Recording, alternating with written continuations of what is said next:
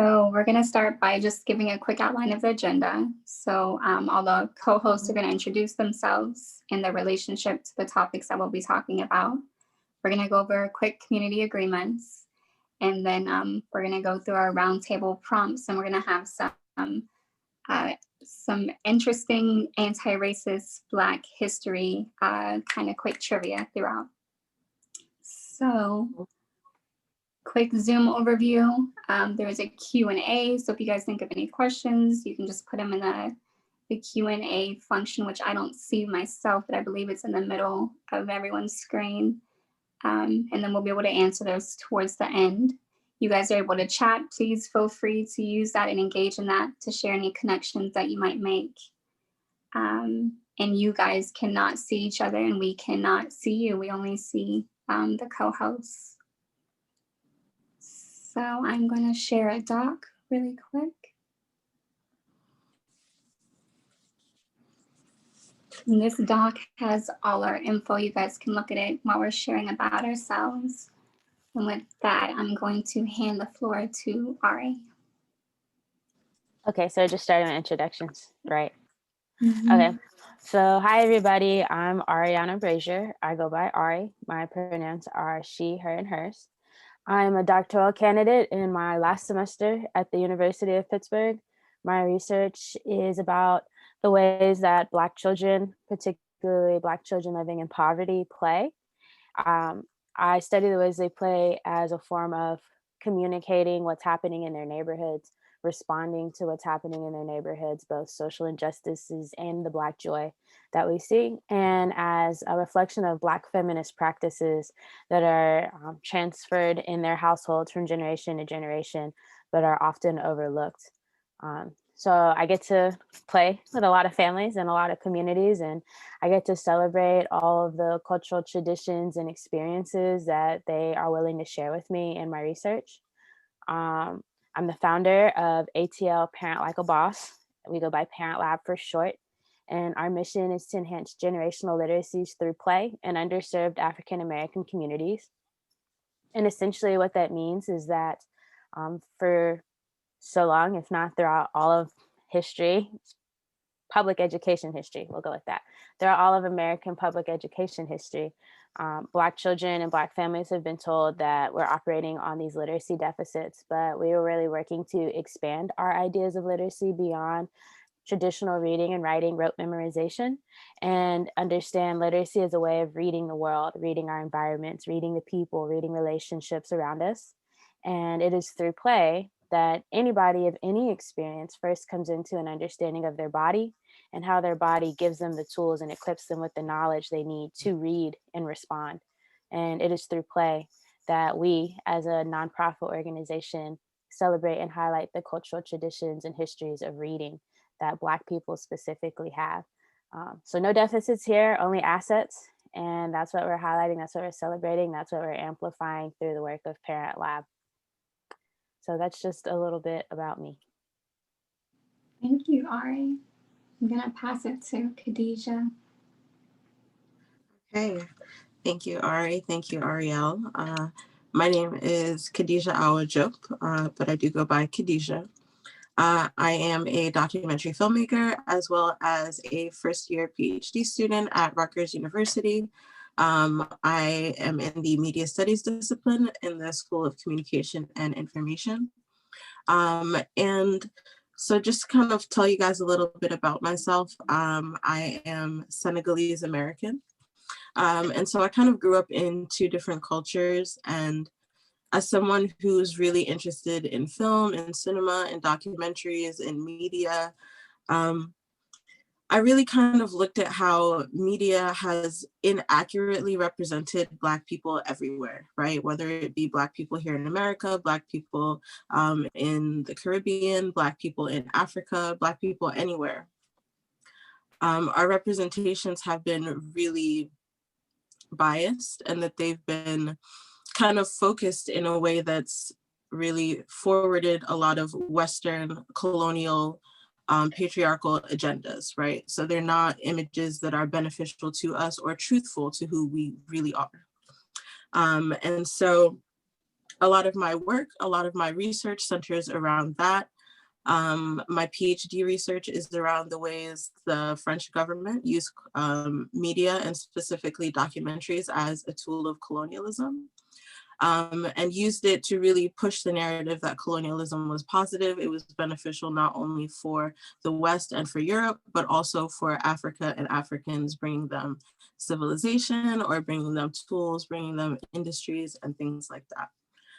In my own personal work, I like to think of myself as a griot, right? I come from Senegal, as I said, and so we have a culture of historians and people who are meant to really bring back history, to tell history, and to tell the truth about our people. And so I kind of take that position as a documentary filmmaker. A lot of my work is centered around bringing to light a lot of stories that have been neglected or that might not have been told the way that they should have been. So that's it. Thank you, Khadijah. So I am the Joyful Squatter. Most of you probably know me as Ariel. Ariel Barlow is my government name. I'm a community organizer. I am an American Aboriginal and American Indian advocate. I'm a critical analyst, researcher, media literacy expert, and an anti-racist, anti-oppression, decolonization consultant and strategist. I'm also the founder of the Joyful Squatter LLC, which is a humanity conservation organization. And I support the genuine creation of sustainable and authentic practices around anti-oppression, anti-racism, and decolonization. And I do that through a lot of different ways that are constantly expanding. But right now, some of the main focuses are media literacy, laughter, play, ethical monetization, being a good teacher, being able to teach what you learn about, and being a critical researcher and understanding the things that you're learning and taking in and being able to discern. So with that, we are going to get started. So I created this session because I felt like anti-racism has been very trendy and distracting and performative over the last year and a half. And I wanted to provide a session that was going to be, provide some really tangible value, things that people are going to be able to take things away and implement them almost immediately. So I wanted to support humans again in creating more authentic and sustainable practices. So I invite you to listen with an open mind and a curious mind. I invite you to be as present as you can be. You know, if you don't need to have your phone by you, I invite you to push it to the side. And I just want to acknowledge as we go through this that Black and white are misnomers, right? These are titles that have been handed down to us. These are not our real titles. These are not what our ancestors have called us. This is not what we actually are. So just recognizing that these are misnomers, things that were handed to us that we've kept. So I'm going to ask that we pull up our first poll, our first trivia. And you guys are going to have about 45 seconds to choose an answer.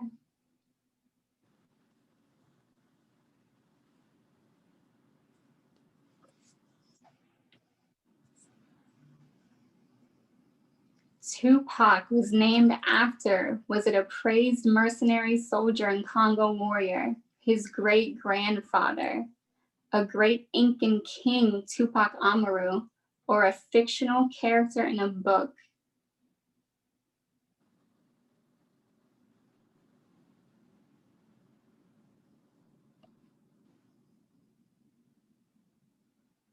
So just an acknowledgement, a lot of these trivia aren't going to be directly related to what we're talking about today, but these are absolutely centered around anti-racism and Black history, and these are all important. Okay, we can go ahead, close out this poll and pull up the answer. Oh, wow, nice. 12% said Congo warrior, 32 his great-grandfather, 51 a great Incan king, 5% a fictional character. The right answer is an Incan king. Tupac was named after an Incan king, Tupac Amaru. All right, you can take that down. We're gonna do one more. We pull up poll 2.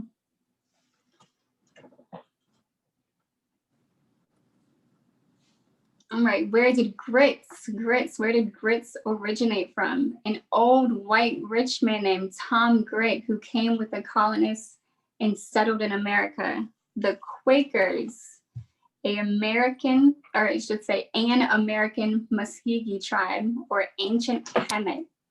Where did grits originate from?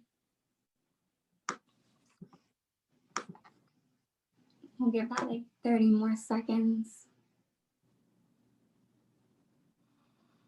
All right, will you pull up the answer for poll 2?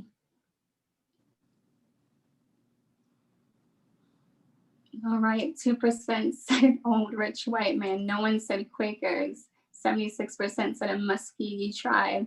And then 24 ancient Kemet. The answer is an American Muskogee tribe. Muskogee tribe. All right, you can take that down. Awesome. All right, so we're gonna hop into our first prompts. What does it mean to be authentically anti-racist? What does it mean to be authentically anti-racist? Does anyone want to start this off? Yeah, sure. I don't mind starting it off.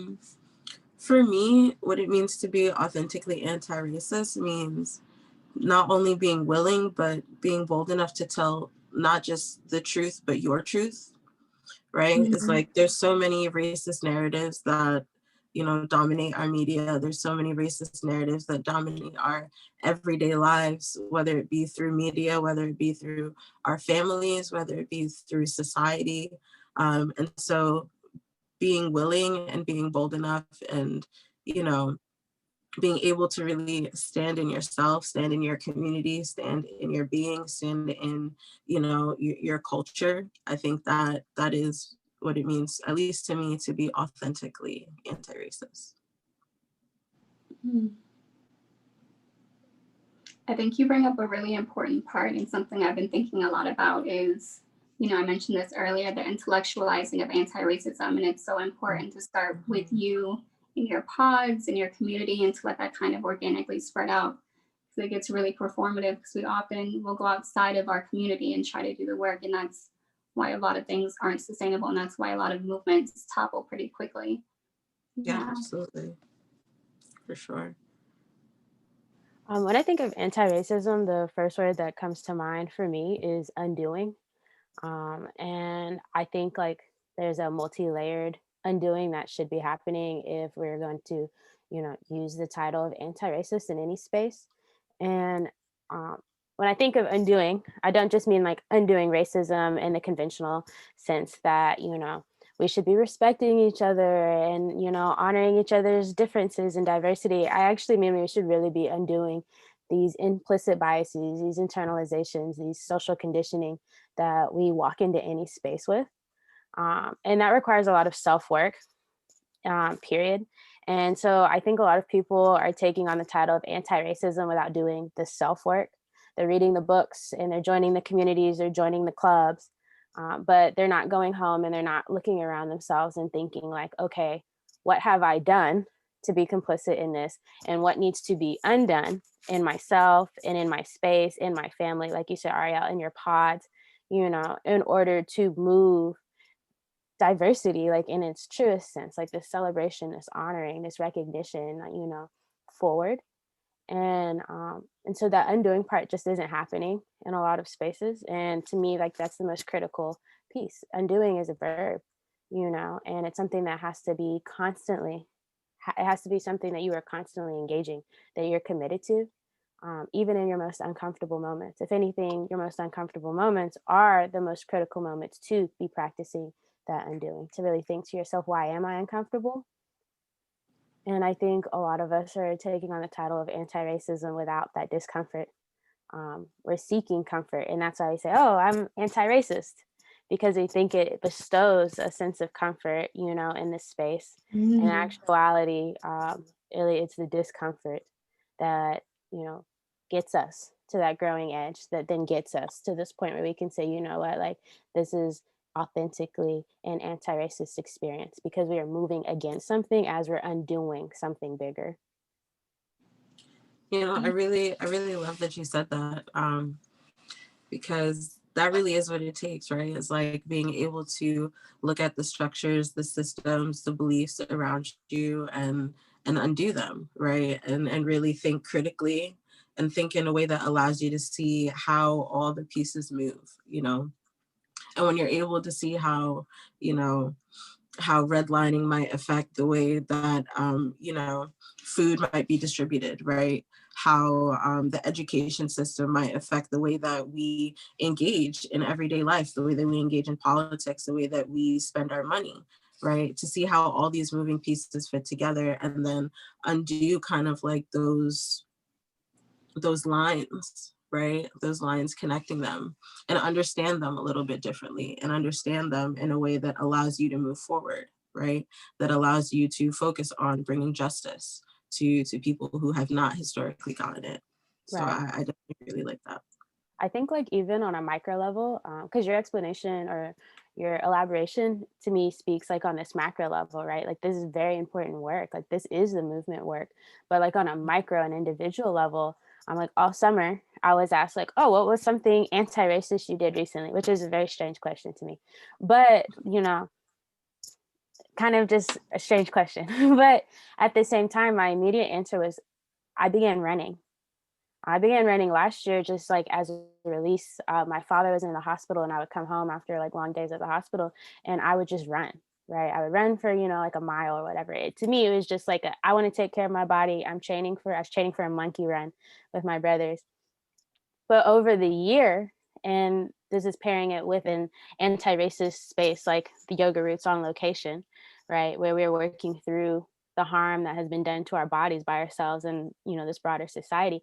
I began to realize that like in my running, I was unlearning competition, right? I wasn't running to compete with someone else. I wasn't running to be better than someone else. I was running because I wanted to be better for myself.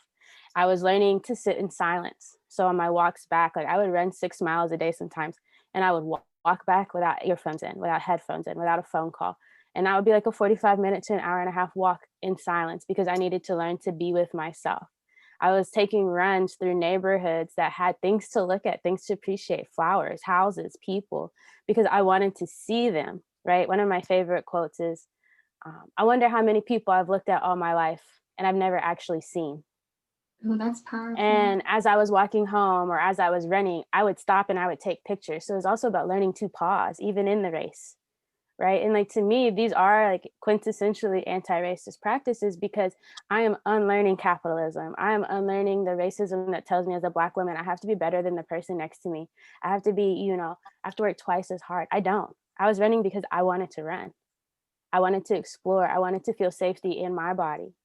And at the same time, I was still hyper vigilant. I was still hyper aware of the ways in which the police could be called on me for running through this neighborhood. Men could be following me because I'm a small woman, right? But at the same time, I was still creating these boundaries and this sort of empowerment in myself that allowed me to move, like literally move forward and grow as a person. And so like when people ask me like, oh, what are some anti-racist practices you do? Running is literally like one of the first places I go to because it was about interiority. It was about what was happening inside and then doing everything I had learned on the outside. Thank you, Ari. That was really powerful. Yeah, no, I really like that. Yeah. One of the things I also think about in being authentically anti-racism is really being grounded in the fact that there's a serious power dynamic, a serious power imbalance.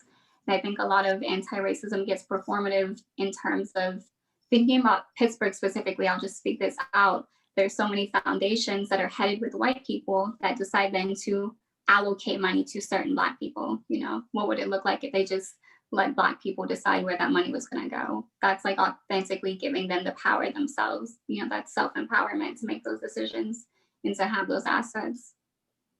So I think that's always something to keep in mind. And being authentically anti-racist means you have to be willing to give up power sometimes or give up assets so that someone else can be in their own power. I also think too, Ariel, I'm just thinking about your comment in relationship to Khadijah's about systems. I go back to like the early work we were doing in youth and doing institutional racism, YUIR, Pittsburgh, around the school to prison pipeline. And they had this huge visual of the school to prison pipeline that they would lay out on the floor. right? And it was literally like pipes, and each pipe had some sort of systemic barrier that was happening in our education system, particularly as it Right. pertained to Black and Brown children. And my first introduction to that pipeline was with cogs. So we were supposed to be like these like pressure things that could go onto the system, onto the pipe, and would close that pipe, right? And so like thinking about how these systems work and what it means to be like cogs in the system to stop the pipeline there. You know, you might not be able to deconstruct the whole pipeline, you know, like all of these interconnecting systems in, you know, one lifetime. But if we're each, you know, like this off valve or this off switch to a particular pipe, right? Like Khadijah said, you know, like to food insecurity because of a history of redlining, while someone else is addressing food insecurity because of Amazon, you know, or like some other, you know, corporate entity that's controlling the food production in that area, you know, like that to me is also the work that has to be done. But we're very busy looking at like this whole picture. Everything has to happen at once, but that's not how Mhm. systems are built, and that's not how they're taken down either. No, absolutely. And Good I point. love that you said that, because it really does sometimes take like one person or one idea to really push things forward, or kind of stop the effects of, you know, the compounded years of the, you know, the system's effect on us, right? So for example, my my thing is to create, right? Like I'm a filmmaker. And so I'm really interested in, you know, learning more about all these other filmmakers. And I learned about a French filmmaker named René Vautier. And he actually made the first anti-colonial documentary, anti-colonial film ever in the year 1950. Um, and it was made because there was a law called the Laval Decree, in which, you know, not only were Africans not allowed to make films in Africa about Africans, about anything on the continent, but French filmmakers who were allowed to go there and make films had to make very specific films, right? They had to make films that showed, you know, Africans as, you know, happy laborers, you know, showed them as willing participants in, you know, colonial ideas and colonial society and things like that. And so he made this first film that really exposed colonialism for its real effects in Africa, you know, in West Africa. And so it really does, like you said, take that one person to be the cog in the machine, right? And his means, as well as my means, is through film and through creation, right? And so, you know, there can be play, there can be building, there can be whatever your medium is, whatever it is that you're interested in, whatever topics, whatever actions happen to speak more to you. I think it's really important to lean on that, right? To lean on that in a way that allows you to play your part authentically in focusing on how to bring down some of these systems, or at least your part of that system. Right. That's what makes it That's a sustainable. good point. Yeah, Yeah. You absolutely. know, like getting to Ariel's, you know, overarching question is that's what make it sustainable. If it's Right. Yeah. if you're doing it because it feels good in your body, because it's undoing systems in your internal, you Mhm. know, your interiority, your experience, then that's how you're going to be able to sustain it beyond yourself.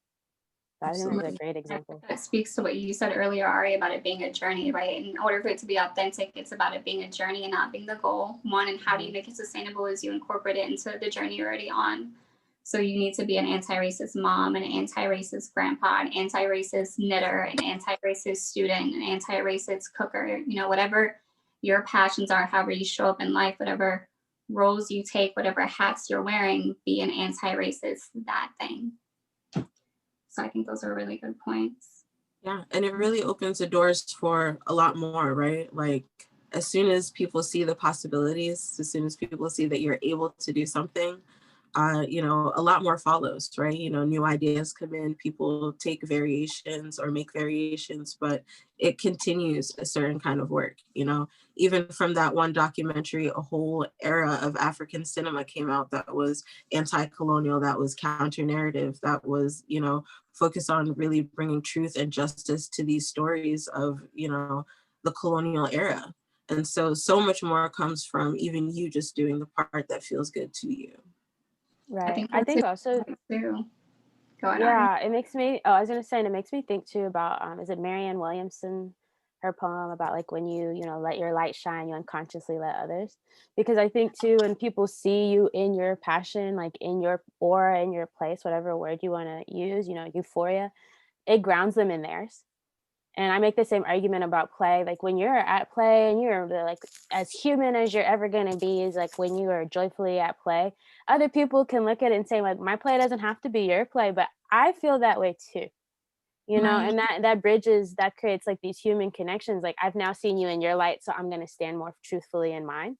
And while like cinema is not my space, you know, and play, like physically embodied play is like seeing you in yours, Khadijah, and seeing how you are using cinema to raise these stories and tell these stories reaffirms me in the space that I find myself in and I want to be in. Right. And so like it has like this, as my mother would say, this ripple effect, the pond effect. Even if it's not necessarily in your area, it's having this wider impact across experiences, because when you're more fully, you know, yourself, you're able to understand and meet someone else when they are most fully themselves. Yeah, absolutely. I love that. Yeah, thanks. So we're actually going into our second question. So how does anti-racism and anti-oppression relate to play? How does racism Cool. and anti-oppression relate to play? Did anyone want to start this one off? I think I'm the obvious choice, but I'm going to give it back to you, Ariel. Okay, I'll start it off.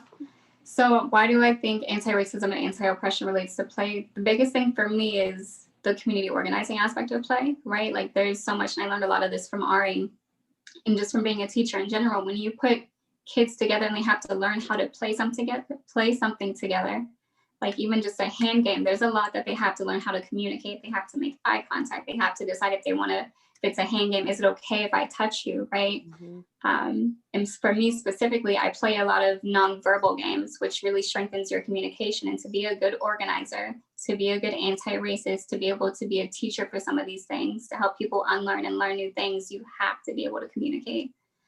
So that's some of the biggest things that come up for me. And also, you know what, being in your joy, play has been really great because me and Ari have organized together a lot. And there are a lot of things that can be really stressful and even re-traumatizing, I will say. And one of the things that I'll say that I had to learn was you have to be able to be in your joy and find your joy while doing this work, because this work isn't going to go anywhere. And if you're really serious about being anti-racist and recognizing that it's a journey that does not end until racism ends, you have to be able to continue living your life and finding that joy throughout this work.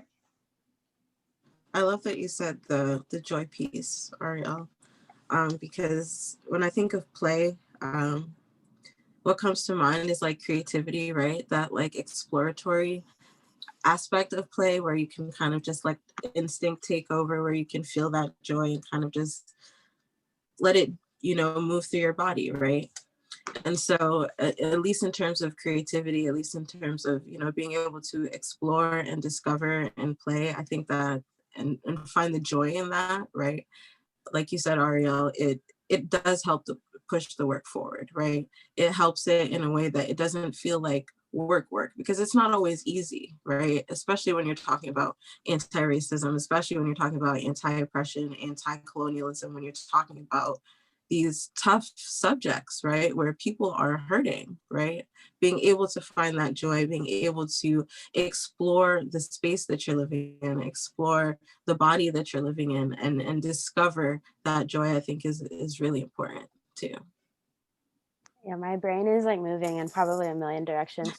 I'll start by saying last night I finished the book Pleasure Activism by Adrienne Marie Brown. If you've not read it, read it. Shout out to Chris Decor for gifting me one of my new favorite books in the entire world. Just read the book. Like cover to cover is the best experience. It'll change your life. But I will say too, well, it's not a but, it's an and. And I will say too that what initially comes to mind when you ask the question of like, what is the relationship between play and anti-racism or anti-oppression work is like, there's two sides of this coin that I see. And one side is like what I study in early portions of my research. And I do this work very heavily with my mom, shout out to Julia Brazier, is studying the ways that at each age and stage of play, institutional racism is there to interrupt Black and Brown children's ability to be fully in their bodies. If we're not fully in our bodies, we're not going to know what we as a person, like as an individual, as a community are capable of, right? If I can't use my hands to, feel and touch the world around me, I don't get to experience fully all of my senses. If I don't get to do the hand clapping game that Ariel said, I might not get the stories that are carried in those hand clapping games, because in those games, they may sound like nonsense, but children are telling stories. They're creating subcultures. And as they're creating subcultures and they get passed down, it becomes this larger culture, because my grandmother taught my mother, who taught me, who taught my sister, right? Like, you are creating these generational links. And so when you deprive a child of play, you are depriving them of so much more than just an opportunity to move or an opportunity to laugh. You're depriving them of a history and an understanding of self and identity. And we talk about, my mom and I, at each age and stage, and by ages and stages, I mean like tummy time when you're an infant, parallel play. Like, so there are these sociological, like child development, clinical terms for the different stages that should be happening at each age. And racism is there to interrupt it. It's there to keep children away from each other and from their communities. And so I think there's a relationship there. If we're going to talk about anti-racism and anti-oppression, we also need to be talking about the ways that play is so frequently overlooked, but is so critical to the work and to our life experiences, right? That's something that's totally overlooked in the school to prison pipeline. No one ever talks about play deprivation, but the term exists because it's a real phenomenon. It's happening, right? And I then feel the like other, most people look at play as like a luxury almost. they do, not just almost, like that is how it's actually studied, especially in under-resourced, underserved, whatever, term you want to put there, Black schools. Right, the terms that Poor Black schools, poor brown schools. Like, look at the children in the camps at the border, right? Like, these children were being deprived of soccer. They are being deprived of the opportunity to play soccer. And how is soccer a threat, right? Like, like on a surface level, how is soccer a threat? It's not. But if you know the history of play, if you know what play does for a community, if you know what play does for efficacy, communal and social efficacy, then you will understand why play can't happen in that space. They don't want these children to be in relationship with each other. They don't want them to care for each other. And you come into caring relationships through joy and through play and through struggle together, right? And so that's like one side. And then the other side is the joy, right? And I bring up Adrienne Maree Brown because at the end of the book, she's like, well, throughout the whole book, but at the end of the book, she specifically is like, we're here to live pleasurable lives. We're not here to suffer. We're not here to be miserable. Like, we are on this earth to be fully human, to be fully Black, to be fully queer, to be fully whatever you are. You are here to experience the pleasure in that fullness. And it is through play, it is through laughter, it is through joy that we come into that fullness. But from the earliest age, we're taught that play is a luxury. So pleasure is an option, right? Or pleasure is something you have to earn. You have to work for it. And that's just not true, right? Play is a universally accessible teaching method. It's a universally accessible organizing method. It's a universally accessible communication method. I went to Peru for 2 weeks. I could not speak Spanish. What did we do? We played hand clapping games for hours at a time. The children would chase me all over the playground, probably because I thought I was a child like them, but they would chase me all over the playground. And then we would pull out our crayons and our coloring books and we would draw for hours. I had no means of communicating to them verbally, but we used play to bridge these connections and to make these relationships and to make that experience worthwhile, to make it one that none of us would ever forget.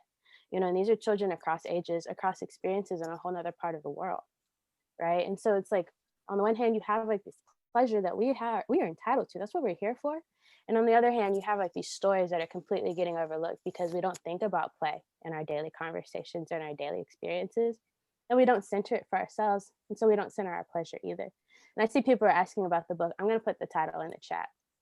I think Simone just did as well. Okay, cool. But I think it's interesting too, the other side of play that I think about is it's a disruption. It's a way to disrupt like harm being done. It's a way to break the system up, to break the consequences of anti-racism and anti-oppression. And anytime that you have a disruption, you have a space for change. Anytime you're able to disrupt that, you're able to get some change in there. So that's something that came up for me too. And also another thing that was coming up was playing games can be literally critical to different cultures and like history and passing down traditions. And when kids aren't allowed to do that, sometimes you're literally cutting off traditions and histories from further generations. That's like how you kill them. Like, right. you talked about hand clapping games. So another phenomenal documentary, Khadijah, is called Let's Get the Rhythm, The Life and Times of Miss Mary Mack. And it's one of my favorites, my mom and I's favorites. And it's the history of hand clapping games, specifically as it pertains to like Black and brown people. And she breaks down like the mathematics and the equations behind the hand clapping games, because there is a science to it. And I had my college students do it here at Pitt, and they struggled. Why? Because they were so removed from their bodies and their joy that it took them a minute to reconnect with any sort of like human touch. Right. But at the same time, like when you look at this long history, the documentary takes you all the way back to like pre-slavery, right? When people were using their bodies to create cultures, to do circular movements, to honor traditions and ancestors, right? Like in the West Africa, Afro diaspora. And then it does bring you through slavery when people who were enslaved were not allowed to have drums. So they used their bodies. They did juba, and they did hand patting, and they did all sorts of like knee slapping. And then it became hand clapping. And then it became all of these other things. Like that is a history. That is a culture, right? Absolutely. And when you give someone a moment to be in that, you have removed them from it. Absolutely. And I think also on the flip side, it could be a really great teaching tool, right? Like to teach people about different cultures, to teach kids about different cultures. I was lucky enough that my mom, Dr. Jope, she, when I was a kid, I kind of grew up in my like elementary school years in a predominantly white town, a small predominantly white town. And we had a week of the arts at my elementary school, and my mom would come in every year for week of the arts, and she would do, Senegalese, like, little hand clapping games and little songs, and like teach different grade levels, do little storytelling, and teach them about these different cultures and allow them to see, what play looks like everywhere else, right? Or somewhere else. So I think that it can also be a really great teaching tool for children to learn through play, like Ariel was saying, to learn to communicate through play, and to learn, how different cultures might communicate different ideas, and how those ideas are still valid, how those concepts, how those cultures, how those, community building tools are still valid ways to build community, to grow, to play, and to find joy. Right. I think And that's interesting that you said it's valid, like even that word, like you have to legitimize that it's okay to play in those ways and use it in those ways, which really speaks to me about, the white culture and what white culture says is appropriate. oh, see, we're here, all three of us, because Khadijah, I was thinking as you're talking about like what it means to have these intergenerational spaces, which is what Parent Lab focuses on, is like creating intergenerational spaces. And I think back to last year's Pittsburgh Racial Justice Summit when I led a workshop on play and race. And we concluded it with actual play. So we played the mosquito game, which is, I don't even know how to describe it in this space, but you like stand in a circle and there's like an imaginary mosquito flying around, and you're like trying to coordinate with other people to smash the mosquito. And you're trying not to like mess up, and because you might actually hit someone, it gets a little crazy. And after the first round, someone was like, well, can we touch each other? Instead of clapping, they're like, can we slap hands? And I was like, oh, cool, like consensual touch, make sure it's cool with your partner, like the person across, do it, whatever. And so we did. And then when it was over and we had time to debrief, people were like, that was the first time I've touched another person in weeks. That was the first time I've made eye contact with someone in days. That was the first time in, this space of like racial justice, I felt like I could laugh, and that was the first time like I had human touch in a way that I consented to in days, like to have heard this kind of feedback from adults, right? Like that's the part about like the pleasure activism and the anti-oppression that we're not talking about. It's just like what whiteness does to disembody us, right? And not just like from our bodies, but from other people's, and like what it means when we're allowed to reconnect on this consensual, this honorable, this joy-based, safe space. Like that was a moment to create safety as a collective. Like I don't know if I would ever thought to like high five someone, but someone suggested it, other people got excited, everyone consented to it. We played the game, and then for so many people, they're like, oh, this is the work. It's not just like being in the streets and forcing policy change. It's also like creating different cultural changes in this one room. Right. Like having a connection. Exactly. Yeah. Literally a connection. Right.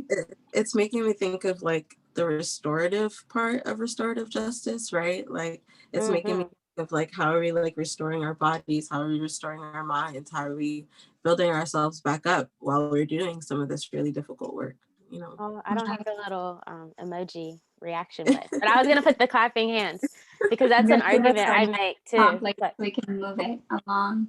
mhm. But this is all tied in. So the next prompt is, how does anti-racism and anti-oppression relate to creative liberation?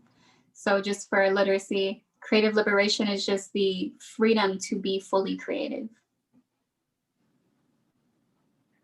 Does anyone want to take this one? Sure, I'll take it. Um, uh, I guess as a filmmaker, right, there's so much to consider when you're being creative, when you're filming, when you're editing, right? And they say that cinema is about like your limitations, right? Like how you can be creative within your limitations. But I've been trying to really think of it a little bit differently, right? Like I've been trying to really think of it in the way that I have an open space, right? Like I have tools available to me while there might be technical or, you know, physical limitations with COVID right now. Like I can't physically travel, right? There might be some of those limitations, but in terms of creative liberation, I'm really trying to think of film and really trying to practice film as a way to create something that I haven't seen before, right?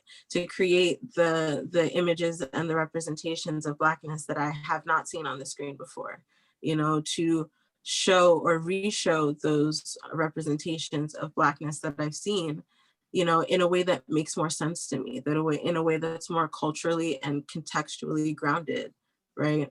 So I'm really thinking a lot more lately of creative liberation as a way to really open up the possibilities of what we can do with representations and what we can do with images and how we can really, you know, show the world a little piece of, you know, how we see it. Just for time's sake, I'm gonna join in the last two prompts. So what is creative liberation and media literacy, and what do they have to do with anti-oppression and anti-racism? So I think it's interesting too. Did you want to say something? No, go ahead. I was going to say, does anyone want to hop in? The creative liberation, when we were talking about play, me and Ari have done a couple of workshops with adults where we make them play, right? And it's really interesting to me to see the hesitancy that a lot of adults have in being playful, like it's not natural anymore. And thinking about creative liberation, when I go in to teach kids versus when I go in to teach adults, it's basically the same thing. Kids are much more likely to just start creating no matter what it looks like. Like you could tell them to create a monster and it'll have 10 arms and 30 eyes and a tentacle and a tail and horns on its butt, you know. Whereas adults, it's like they really will sit and think, and like they're almost afraid sometimes to engage in that because they don't want to be wrong. And it really makes me think about, so something we talk a lot about in my anti-racist pod is this study that NASA did where they went and they studied creative genius. And I'm gonna, I might get the numbers wrong, but I believe they went into kids that were 5 and 6 years old, and they found out they had about 92% creative genius, or 98%, I believe. Mhm. And then when they followed them all the way up into adults throughout their schooling, when they finally were adults, there was 2% left. So the idea behind this being that schooling literally takes the creative genius out of you. You unlearn your creative genius, right? So it's just really interesting to me how play and creative genius tend to correlate. Play being in your joy, creative genius, you being in your creativity, being in your joy, and how schooling takes that out of you. And what does that mean for you as someone who lives in a racist, oppressive nation? What does that do to you? So I'm still sitting with Joe's question too, like, and its relationship to your questions, Ariel. Joe in the chat raised, you know, concern about like the damage that's being done to our children who aren't allowed to play right now. And I think this is really small, but I think back to the beginning of quarantine when I and lots of people, so this was not my original idea, but I and lots of people were like drawing like hopscotches and mazes and all kinds of like obstacle courses and things with chalk on the sidewalk so that kids who were outside, you know, whether they were walking down the street or walking to their mailbox, you know, could have a moment of like play.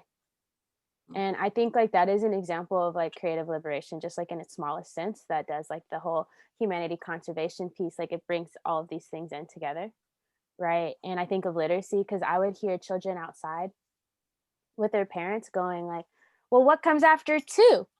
And the little kid would be like, oh, 3. And then they'd be like, okay, jump to 3, and so you could also see like parents using these creative, play moments as educational pieces too. And I think like that is just like one answer to this question of like what does anti-racism, anti-repression have to do with creative liberation? I think creative liberation, gives way to these other ways of learning, these other ways of literacy. I think it is restorative, like Khadijah said. I fully believe that it is restorative. And to respond to Joe's question too about like how do we ameliorate or remediate the damage that's being done, it's through restorative practices like that one moment. Or those multiple moments that are being created for other people. Like I don't have any children in this space, but I went outside, every other day for like 3 months.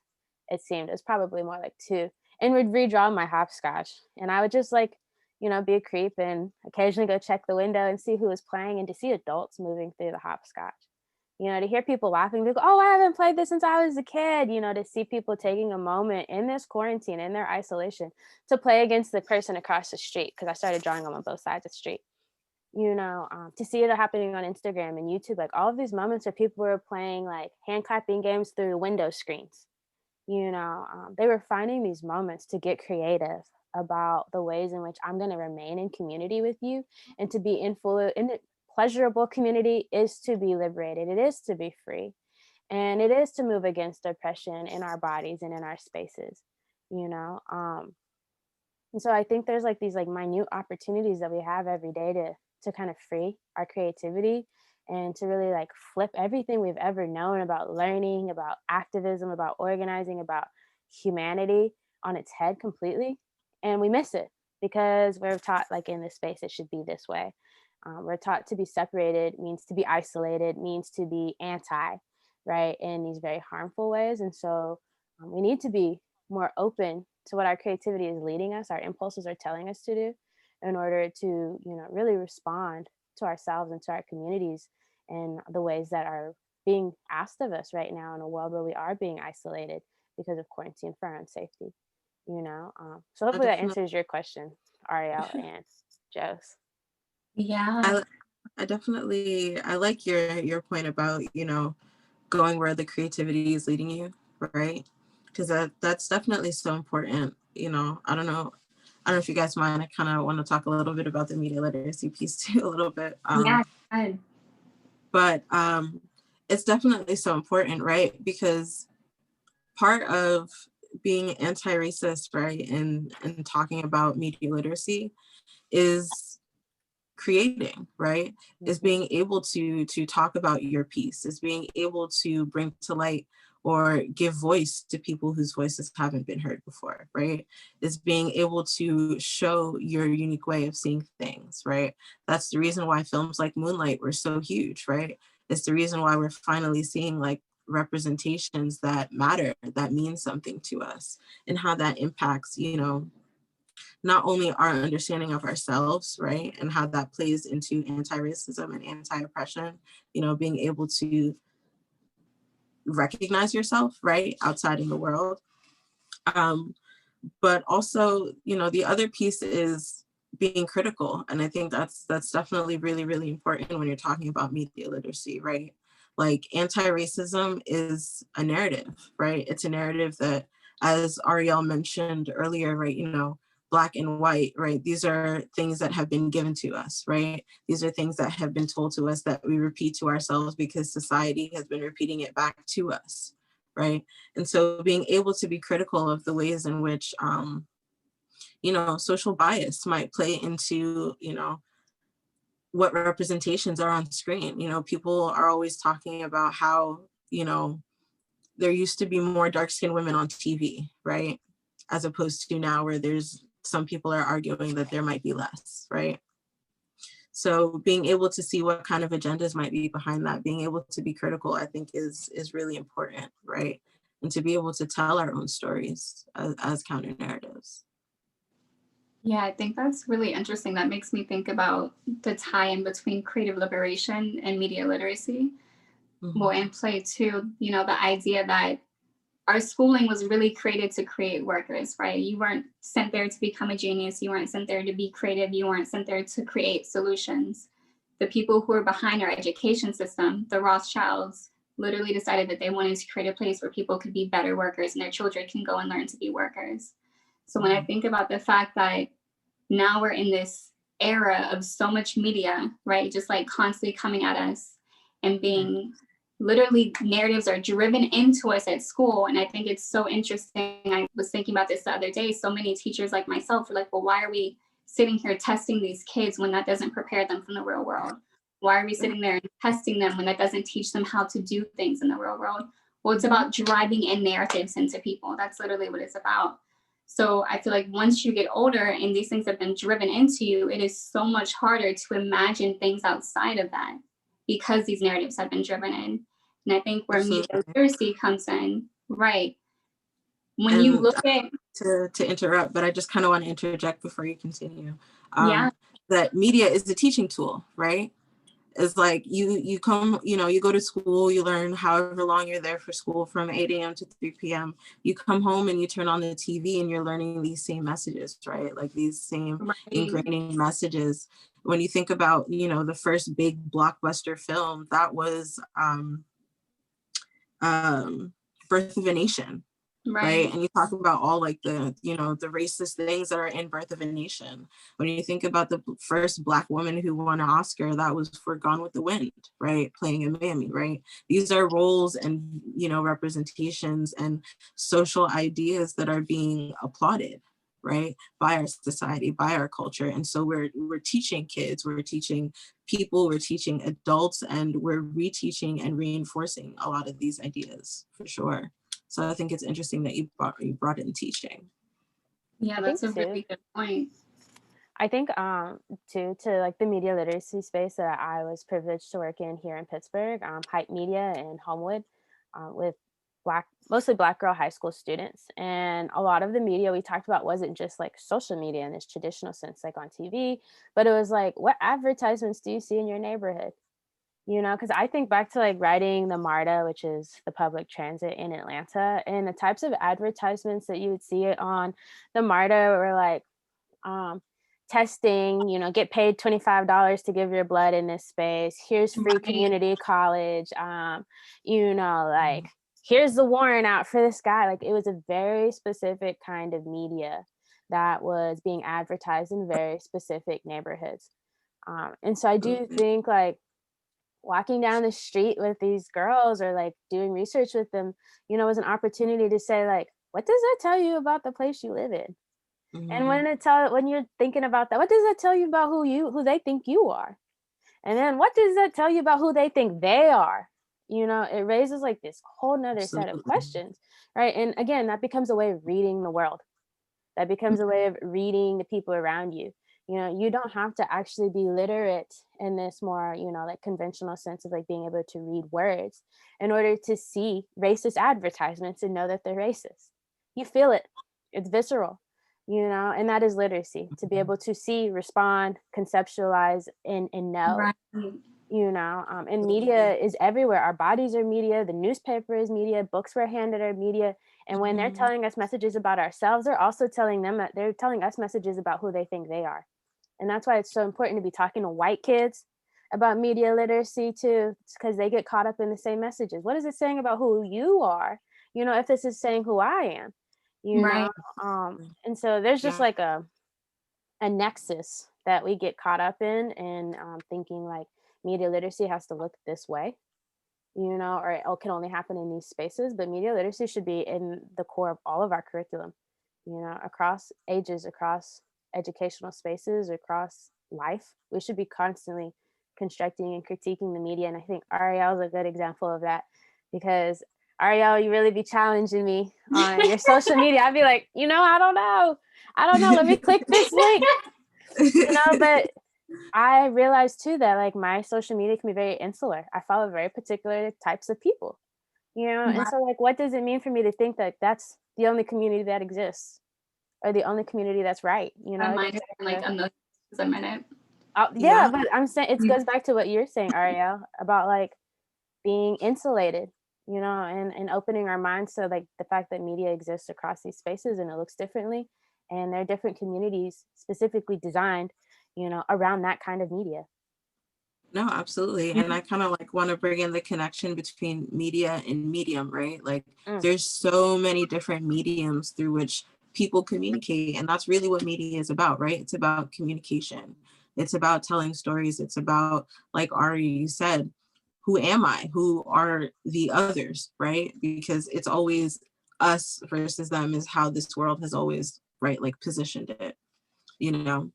And so we learn these things from media, right? Like we inherently learn and we inherently absorb, as is, you know, like as children tend to do, right? Like we absorb information.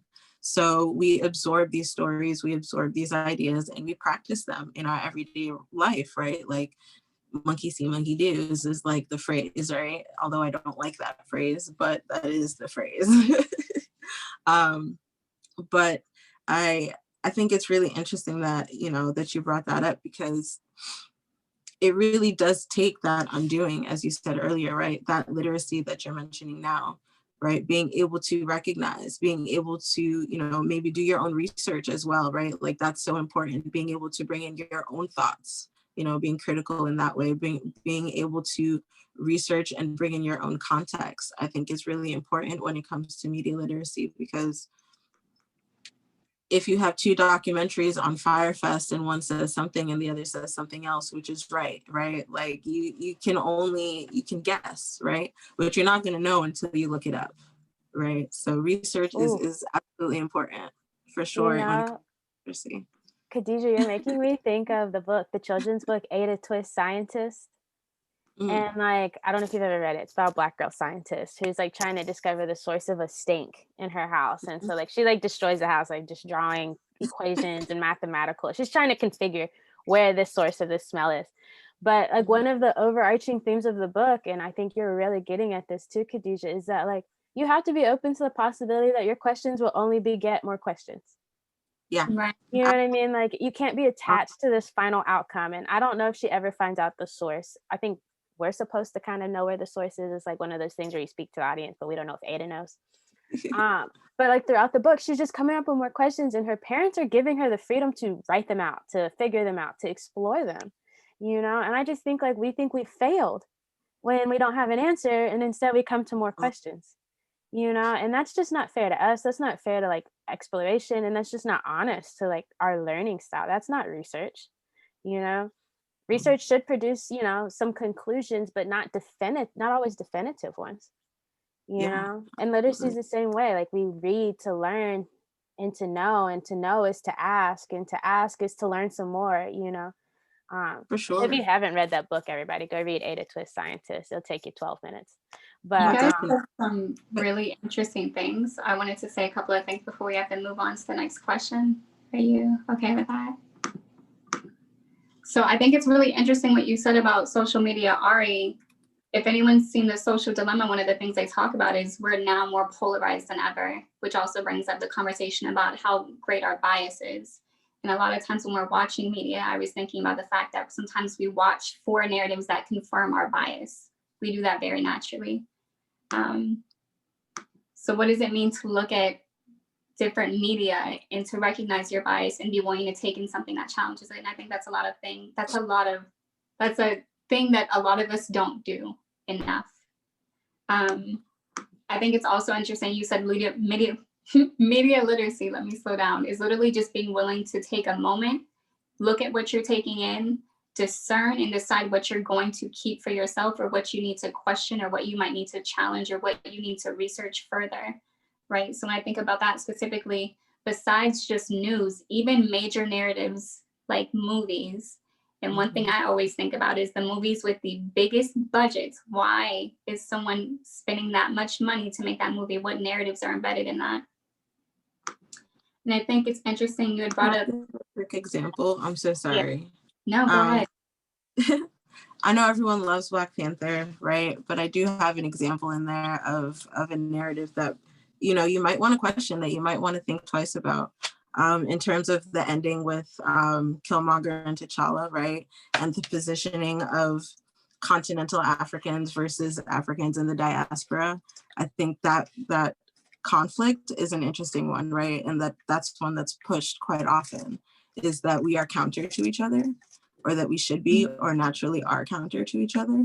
You know, as much as there is that whole Black liberation aspect of Black Panther, I do think, as you said, it's interesting how, you know, there are subtexts and there are subcontexts that are still in there that are teaching us certain things. So yeah, thanks. And then Ari, when you mentioned advertising, how they advertise specific thing in specific neighborhoods, it also made me think of, for example, I think it was Galaxy 5G or 57 or something. They made this new phone and they had two commercials. One was Lil Wayne. He's like pouring champagne on his phone. He throws it in a fish tank, right? Like he's like, oh, it's unbreakable, so cool. It's like him and two basketball players. And then they have this alternative commercial where there's this suited up white man, like he's going to work, he's throwing his phone up, he's trying to catch it, right? He's like running through the house, through his very large, very expensive house with his beautiful family. You know, his wife is in a dress, his kids are playing outside. And it's like, why do you have these two different commercials with such greatly different storylines, right? What does it say to have this man who's kind of just fumbling and has an accident after a long day of work, where you have, on the other hand, these rappers and Black icons and idols that are destroying a piece of property willingly, you know? So like, even little things like that. And then the last thing I was thinking about, and I don't think a lot of people talk about this enough, is now we're also in the age of online games. I think parents need to learn how to be game literate. And I think a really interesting example of this is for anyone that has children that play Fortnite. There was this huge concert with Travis Scott about 3 months ago, I want to say. Yeah, it was during quarantine. Right? So it was kind of cool. There's a duality because one, he was the first person to do this. Kids got to go to a free concert. But on the other hand, Travis Scott was using that as a marketing scheme, because about 2 months later, he released the Travis Scott burger with McDonald's, which the ingredients are crazy. They're not even food. They're terrible. And we're in this age of kids being able to go and learn things completely, you know, without supervision, to be influenced by influencers very, very often, right? Through social media, through games, and Fortnite specifically, they're in a realm where kids can teach each other things. Yeah, go ahead. I also think like along the same vein and on the other side at the same time is the ways that play is social media for children. A lot of children, like I think about my cousins who play Fortnite because they can talk to their friends, you know, in 2K. My brothers just started playing with my boyfriend on like Xbox Live. You know, is it Xbox? We got the PlayStation. Let me not disrespect my brother like that. We got the PlayStation. And they get to play with each other. I think about Animal Crossing. Like someone came to visit me recently in my Animal Crossing town, and I've not gotten to hang out with her in more than a year. You know, and so I do also think like in being game literate, it's also, especially for parents, it's also like understanding like there is a need there and there's a balance that these games can be serving for some people, particularly some kids, right? Like, again, going back to Joe's question about kids who aren't allowed to play, like, yes, we need physical movement and things like that. And we also need just socialization. And I don't think like our virtual classrooms are allowing for that. We're not doing breakout rooms just so kids can say, hey, what's up? You know, if we were depriving them of recess in person, like we know we're not making space for them to do that kind of stuff now on Zoom, you know, but these games, in many regards, are kind of an outlet for children to just be talking their mess, you know, in fun and healthy ways, or to be like, what's up, depending on the game, like Animal Crossing, you know, it's much more calm. And so there's a need for that kind of socialization that is happening in those spaces. I'm not a huge Fortnite person, but I do like listening to like some of the ways kids interact on Fortnite, because you can play as an individual, you can play as a team. And to see them coordinating and cooperating as a team is interesting to me. And so like the language of like game literate, I think it's a spectrum, and we need to understand like what happens on both ends, the ways in which advertisement and media are like infiltrating these spaces, and the ways in which kids are addressing their own needs in these spaces, you know? That's an interesting point. Thanks for bringing that duality in. We're going to go ahead and skip poll 3, and can you pull up poll 4 for us? Poll 4.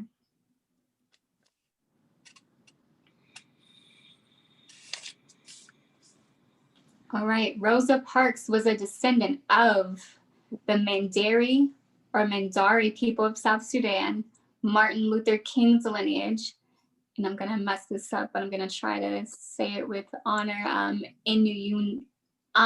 Yunwia in the Muskoki people, and no one has ever been able to trace Rosa Parks' lineage back. So what do you think she's a descendant of?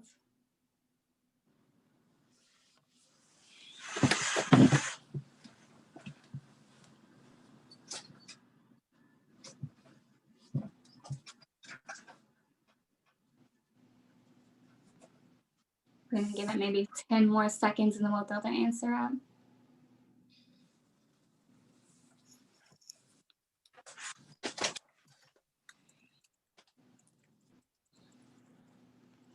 All right, can you put the answer on? All right, so 25% said of the Mandari people of South Sudan. No one said Martin Luther King's lineage, okay? 32% said the Ani Yunwia in the Muskoka tribes, and then and then 43% said no one has ever been able to trace her lineage. The correct answer is the Ani Yunwia in the Muskoka tribes. So it's the Ani Yunwia in the Muskoka tribes. Okay, you can take that down. So I'm wondering, this is a thought to all the attendees, something to notice. Do you notice a trend in some of those questions and the answers? Just keep thinking about that throughout the rest of this. So we're gonna go to, actually we're gonna combine prompt 5, 6, and 7. Do you guys have those? I'll read them out loud first too, but if you wanna pull them up so it's easier. So what is a shift you need to see, that we need to see in anti-racism? And what do you think anti-racism needs? How do play, liberation, creative liberation, and media literacy relate to sustainable anti-racism practices? And then what does it look like to create sustainable practices for ourselves and our pods using the things we discussed today? So these go in together really well.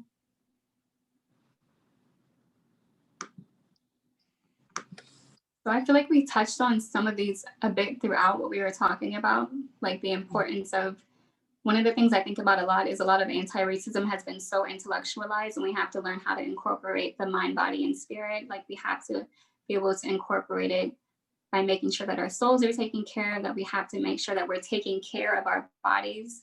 You know, Ari mentioned earlier, we both took a yoga training together. Never would I ever had thought about incorporating yoga into my anti-racist practice.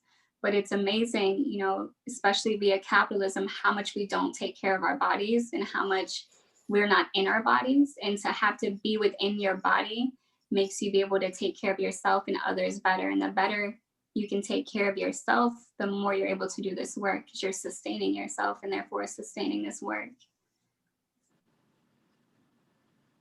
No, absolutely. And I think that's like an important piece that people overlook, right? Is that taking care of yourself. I think that's so important, especially if you're talking about sustainability, because if you can't pour from an empty glass, right? Like it's not possible. So you do have to take care of yourself. And I definitely think that is an important, you know, first step, making sure that you're grounded, making sure that you're okay, making sure that you have the resources that you need to feel physically, mentally, and emotionally healthy, right? Because that is the base. It's only from there that you can do that community work. It's only from there that you can do that, you know, individual work, as Ari was saying before, that personal work. It's only from there that you can be creative. It's only from there, you know, from that place of safety that you can feel, you know, the space to play, right? And the space to be authentic and to be individual. So I think that, you know, not only is taking care of yourself important, but grounding that in your anti-racist practice is definitely, I think, key for sure. Self-care is important. I think we need to make more room to interrogate what good is and what it means to us. I think back to like before this yoga teacher training, before I started running and things, I thought I was good. I felt good because, you know, I looked good. I was productive. You know, I had all these accolades and achievements.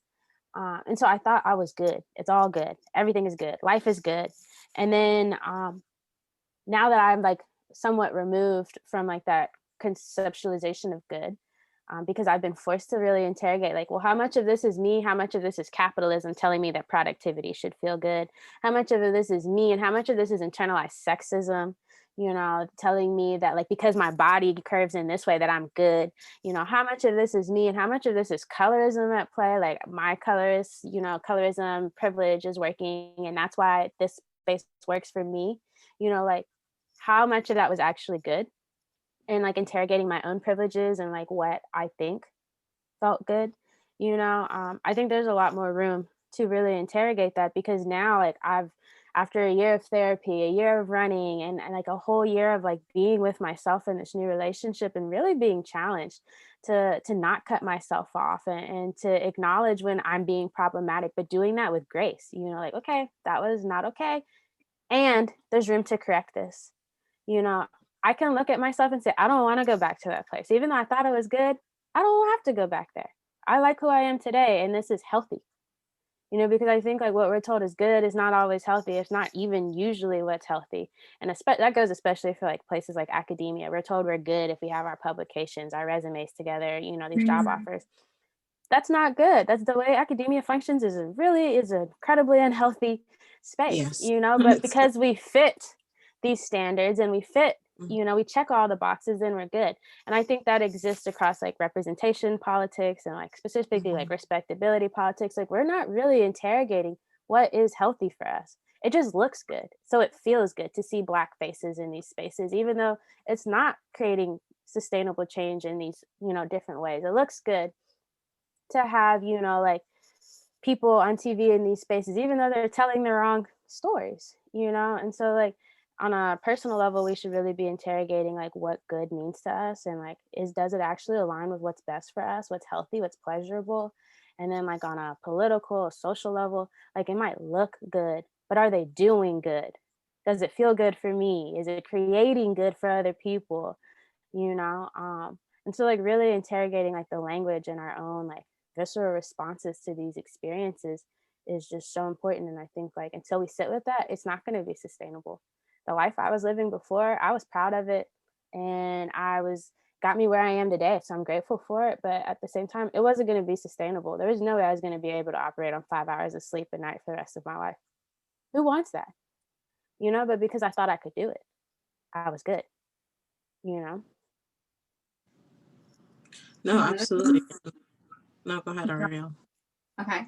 One of the things that was coming up for me was when you were just saying we have to figure out what good is, just the idea of, I feel like there has to be a shift in how critical we are about things. I think that anti-racism, it can be really easy to be performative. And I think when we're talking about media literacy and especially creative liberation, it's really about taking a moment and being willing to be uncomfortable and step outside the box and do things that maybe you haven't seen or you haven't heard of before, and being willing to try new things. And another thing that I've been thinking about is the importance of critical conversations. I think a lot of us shy away from hard conversations. And I think the first place to start with is within your pod, right? Like I had people come up to me and they're like, well, my grandma said something racist. I didn't say something back. And it's like, that's the first person you should be talking to. You shouldn't be going out to a nonprofit and trying to help the Black children. The first thing you really should be doing is talking to your family and working within your community to address the racism around you. So these really hard critical conversations are things that you have to practice every day with everyone you meet, and to build up that endurance and that strength so that you can continue to have them throughout, the rest of your life, because it's not going to be on its own. And I think too, like, especially like for people of color, like these conversations, that's why affinity spaces are so important. Like we need to be interrogating these conversations. We need to be deconstructing like how privilege is, contextual, and how it affects us and how we've internalized other people's, and we need to be open to being checked, by people in these spaces, like in our groups who are living, not the same experience, but their experiences overlap with ours. And I think like first of all, like just especially in Pittsburgh, there's just not enough safe or like affinity spaces to be in accountable relationships with people.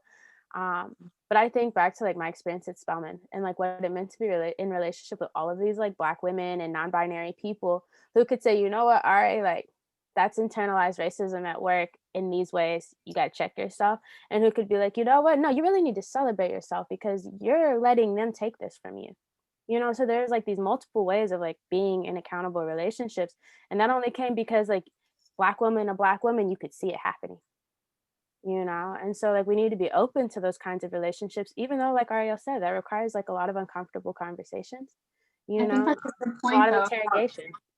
about making sure that you have accountable relationships. That's a big part of having a sustainable practice too, is to make sure you have Mhm. people in your life who are going to hold you accountable to the work you say you're trying to do.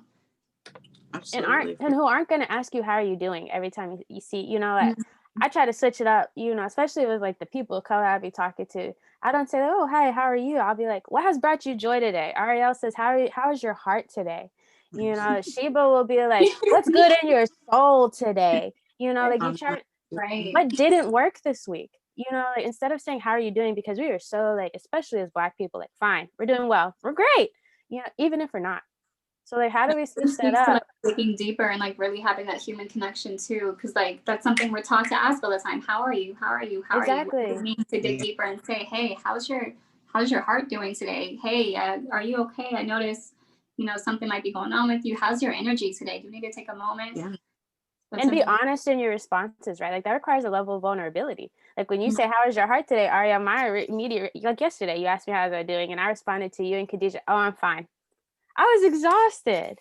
But like out of just like automation, oh, I'm great, I'm fine, it's all good, happy to be here.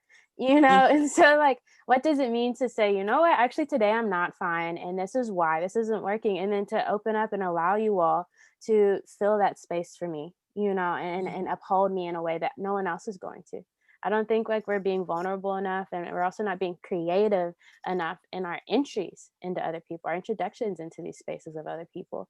And so accountability can't exist if we walk in already like closed off, you know? Absolutely. And I definitely love that you're talking about sharing, right? Sharing your feelings, sharing your thoughts, sharing your emotions, and being able to kind of lean into that community and have that community not only support you, but you also be a support for the community, right? And I think it's important not only in being vulnerable and sharing how it is that you're feeling, how your day is going, how your heart might be feeling, what might be hurting you that day, but it's also sharing information, right? Like being able to keep each other informed, I think is so important, and being able to not only keep each other safe, but to also keep each other, critical, and to keep each other accountable, right? Being able to share accurate information and information that's relevant, I think is so, so, so important, right? Like that's why we all love Black Twitter, because we're hearing things that we're not hearing on the news. Yeah, right. And like that is a community space, right? It's like we're finally being able to talk to each other, to communicate with each other, to share. And that's what I love about media, right? Is like media is a collective experience. When you go and you sit in a movie theater, you're sitting with all these people. When everyone is doing reviews on Twitter, you're engaging with all these people. And so being able to share within that community and use that community as a platform, I think is definitely so important, not only for your accountability as an individual, but for the health and, progress of the pod, of the community as well. I think that's a really good point, and that really speaks to the authenticity of what a real community is, like that human connection again. And I would just challenge everyone, after hearing this, like do your best to create your authentic communities. And it's so hard right now, I feel like, because we're all covered up when we go everywhere, but like look people in their eyes. It's crazy how many people do not look at each other right now. And so many of us are just truly missing human connection. And I feel like it makes people's day when you literally just look at their eyes and wave at them. It's like, oh, do you recognize my humanity? So truly just like try connecting with people, wave at them, make eye contact. If you're with someone and you know their name, use their name. It also does something for you to hear your name. Like it literally does something to your brain. So thanks for bringing that in, Khadijah. I think that's really important. And can we bring up poll 5?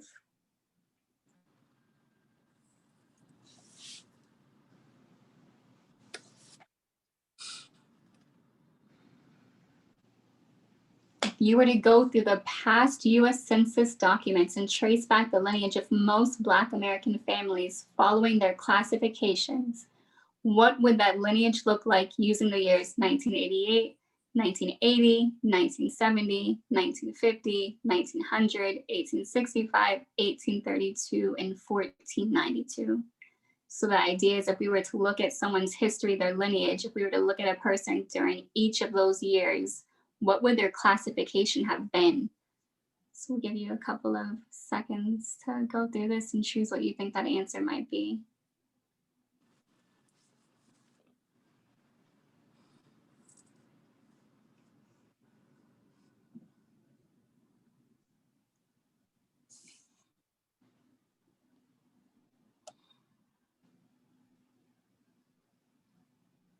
All right, we're gonna go 10 more seconds.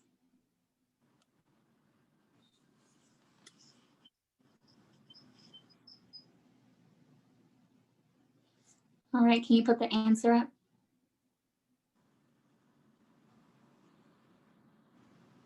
So they were all pretty much the same except for the last one. So 3% said that the last one, which would have been in 1492, would have been African. 17% said American Indian. 47 said African slave. 33 said Black slave. And the correct answer is American Indian. American Indian. All right, you can close that poll out. So Hey, Black Americans. Go ahead. Before we conclude the talk, I think Joe has another great question that's worth like clarifying. This person asks, like, can you speak more about what an accountable relationship is? Oh, good question. Did you have that. anyone want to go first? Go for it. So something that I had learned, and I can't remember which one of my mentors had said this, but any relationship where you cannot hold each other accountable, right? If I have no way to hold you responsible. Was it Felicia? Yeah. So Felicia, founder of Yoga Roots on Location, one of our amazing mentors, me and RA, said that if you are in a relationship where there's not reciprocal accountability, if you cannot hold the other person accountable, that is abuse. So thinking of any relationship you have, you should be able to hold that person accountable with your child, with your parent, with your boss. Oh my goodness. And they should be able to hold you accountable. What'd you say? I said, and I think back to our trainings, Ariel, where you like taught me to begin asking teachers that, like, how do you let children hold you accountable? When you do harm or do wrong in the classroom, is there a way in which the children can say you did harm, you did wrong, you know? And so like it has to be both ways. Right, it has to be both ways. That's exactly right. It literally is not authentic if it's not.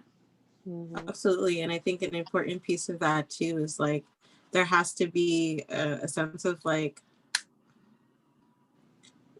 positivity in that. I don't think that's exactly the right word, but it's like you have to want the best for somebody that you are holding accountable, and whoever is holding you accountable has to want the best for you, right? Like it has to be something that is positive, something that is growth centered and focused. I think I say the same thing all the time, Khadijah.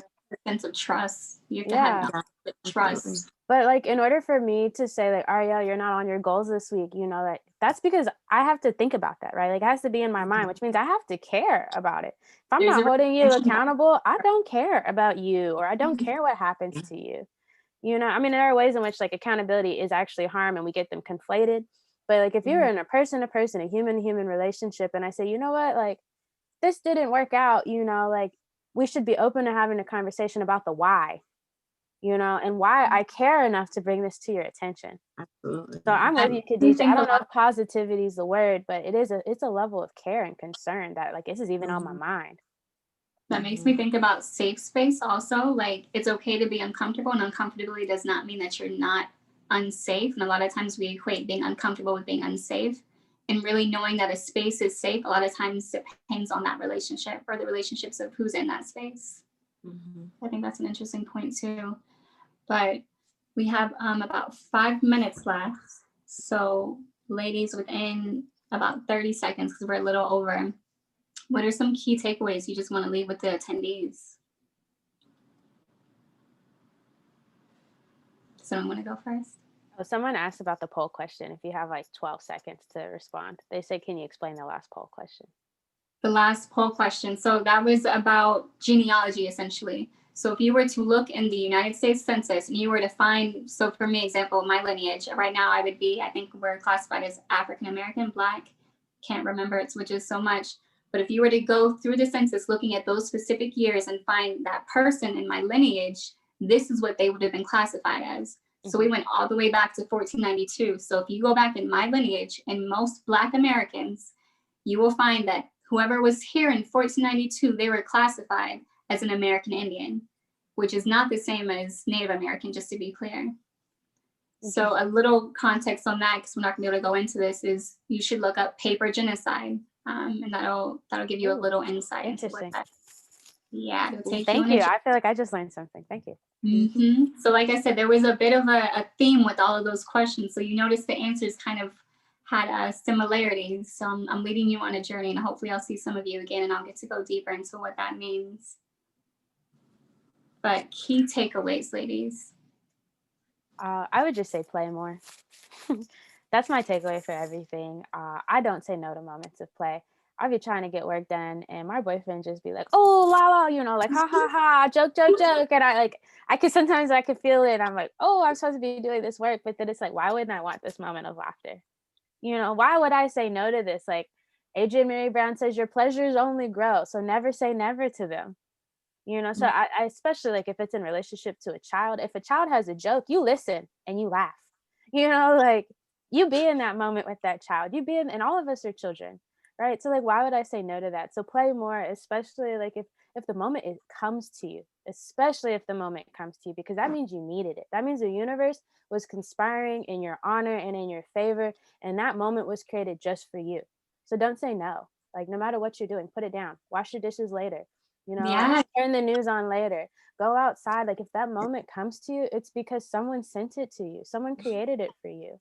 Yes, make space for that joy. When you say yeah, exactly. When you say yes, you're saying yes to so much more than just that moment. You know, and so like that is my argument for everything. If we play more, we're going to be more human, and we're going to see other people in their humanity. And the more you play, the more play comes to you. The more you love, the more love comes to you. The more you grow, and the more growth comes to you. You know, if anyone has taught me that, it's my mama. I think she's an amazing, pivotal example of like what it means to say yes to the things that bring you joy, and then to watch it just grow exponentially. All right, Ari, I'm gonna pass it to Wawa or Khadijah. So I guess some takeaways that I would hope that you guys took from this is that, right, media is everywhere, but it's really important how you engage with it. On a more like personal level, right, as well as, you know, in your communities. So I think really being critical, but not only being critical in the way that, you know, I don't like this, you know, or I don't agree with this, but more so being able to be critical and create as well, you know, being critical in your creation, taking time to reflect and to really think about your values and what's important to you in not only what you're seeing, but what you're also putting out there. You know, that give and take, I think, is so important, and that engagement with media and media culture is something I would love to see more of from all people. So all right, I don't know if this is going to shut off immediately. We have 1 minute, but I dropped our info in the chat again. Please connect with us. We have our bios. We have ways to communicate with us. If you want to see us answer more questions, please sign up for my email. What else? My key takeaways: play more. I agree with Ari. Create more. Create ugly things. Create things outside of the normal and be okay with that. Create with your friends and your family. Question everything, even the things that you've learned today. Research them, question them, challenge them, and always build the endurance to find out the answers for yourself and be able to discern the narratives that you're taking in. That's really important. You need to have discernment. Do not just take them in. Take a pause. Step away, have a conversation with someone that you're with. Say, does this make sense? Does this align with what your beliefs are, your understandings are? And be willing to research and have that curiosity. Ariel, I don't see the link in the chat. Can you repost it, please? Yes, let's see. All right, do you see it now? Okay, boom. Yep. Yes, all right. And we're at 9:30, so I think that's it. Thank you, Ariel, for creating this moment. You. Yeah, thank you. Good job. No, you guys, it was great. This was so good.